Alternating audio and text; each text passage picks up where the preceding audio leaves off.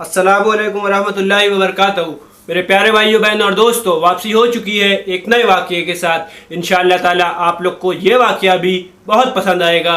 तो आइए वक्त ज़ाया किए बिना ही शुरू करते हैं।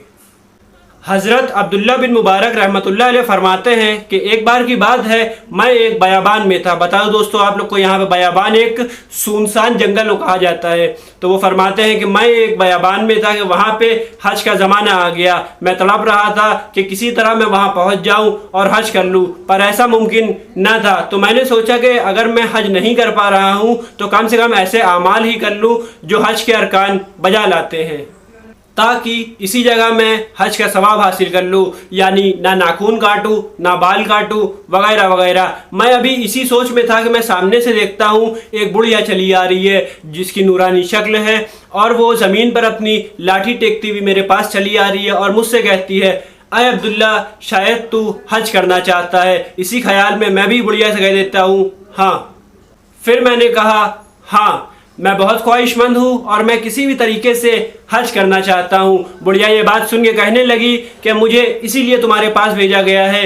चलो अब देर ना करो, अय अब्दुल्ला तुम मेरे साथ चलो ताकि मैं तुम्हें अरफात पहुँचा दूँ। बताओ दोस्तों, यहाँ पे आप लोग को अरफात का मतलब होता है एक मैदान टाइप का होता है जहाँ पे सब हाजी इकट्ठा होते हैं हज करने के लिए। हज़रत अब्दुल्ला बिन मुबारक रहमतुल्लाह अलैह अपने दिल में सोच रहे होते हैं, अब तो हज में सिर्फ 2 दिन रह गए हैं, ये बुढ़िया मुझे अरफात इतनी जल्दी कैसे पहुंचा सकती है। ये वो सोच रही होते हैं कि इतने में बुढ़िया बोलती है, अय अब्दुल्ला, जिसने सुबह की नमाज की सुन्नतें संजाब में पढ़ी हो, जिसने फ़र्ज नमाज जीहू के किनारे पढ़ी हो, जिसने नमाज इशराक शहर मुर्द में पढ़ी हो, क्या वो तुम्हें अरफात नहीं पहुँचा सकती?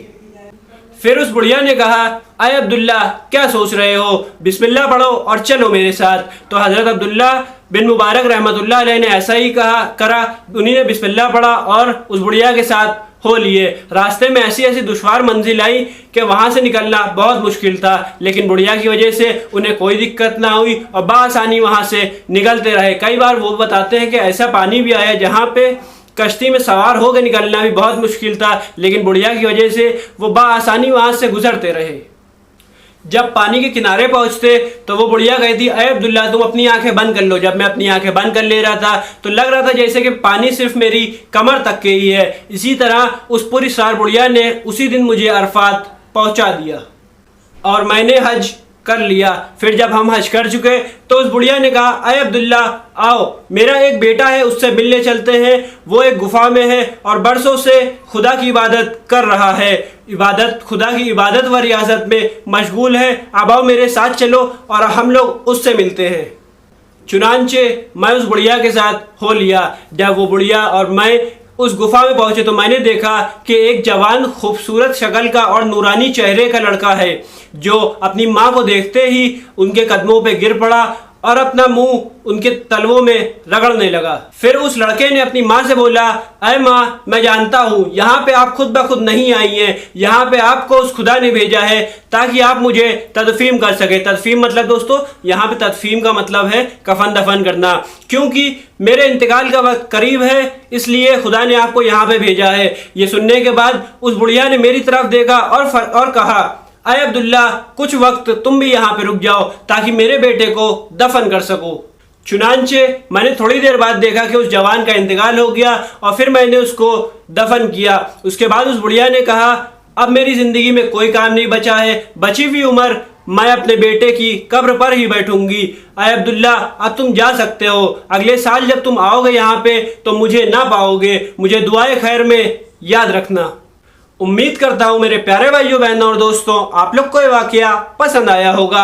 अपनी राय कमेंट सेक्शन में देना ना भूलें। इस वाकये से हमें ये सीख मिलती है कि अल्लाह के मकबूल बंदों की शान एक अलग ही होती है। उनके दिल में हर वक्त खुदा की याद रहती है और साथ ही साथ हमें यह भी मालूम हुआ कि वलियों में ऐसी ऐसी बाकमाल औरतें गुजरी हैं जिनके हालात व कमालात देख के ईमान ताज़ा हो जाता है।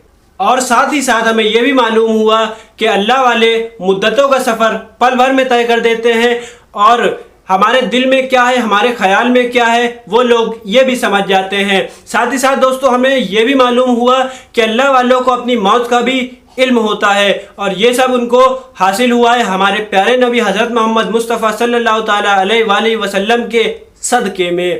بہت جلد ملتے ہیں ایک نئی ویڈیو میں نئے اور سچے واقعے کے ساتھ، تب تک مجھے اجازت دیں، اپنے بھائی کو دعاؤں میں یاد رکھیں، اللہ حافظ، اپنا خیال رکھیں، السلام علیکم ورحمۃ اللہ وبرکاتہ۔